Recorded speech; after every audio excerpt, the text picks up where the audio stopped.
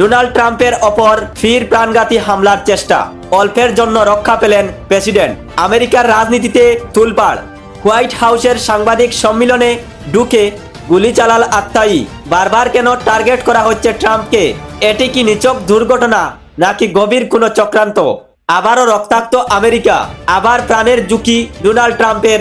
একের পর এক হামলা কি তবে ট্রাম্পকে সরিয়ে দেওয়ার বড় কোনো শখ? গত রাত্রে ওয়াশিংটনের সাংবাদিকদের এক নৈশ বুঝে যোগ দিয়েছিলেন ডোনাল্ড ট্রাম্প। হঠাৎ করেই সেখানে বন্দুক ও ছুরি নিয়ে তাণ্ডব চালায় এক হামলাকারী। বেশ কয়েক রাউন্ড গুলির শব্দে কেঁপে উঠে চারিদিক। সিক্রেট সার্ভিসের তৎপরতায় ট্রাম্প রক্ষা পেলেও একজন নিরাপত্তা কর্মী গুরুতর আহত হয়েছেন। আপনাদেরকে মনে করিয়ে দেই, এটি প্রথম নয়। 2024 সালেই পেনসিলভানিয়ায় নির্বাচনী সভায় তার কানে গুলি লেগেছিল। এরপর ফ্লোরিডায় গলফ খেলার সময়ও তাকে মারার চেষ্টা করা হয়। আর এবার হুদ ওয়াশিংটনের হাই সিকিউরিটি জোনে এই হামলা। প্রশ্ন উঠেছে, আমেরিকার মতো দেশের প্রেসিডেন্টের নিরাপত্তা কি এতটাই ঠুনকু? কেন বারবার আত্মাই তার এত কাছে পৌঁছে যাচ্ছে?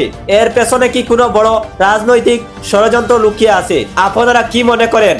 ট্রাম্পের ওপর এই ঘন ঘন হামলা কি পরিকল্পিত? কমেন্ট বক্সে আপনাদের মতামত জানান। আর ব্রেকিং নিউজের জন্য দেখতে থাকুন রাজ এইচকে টিভি।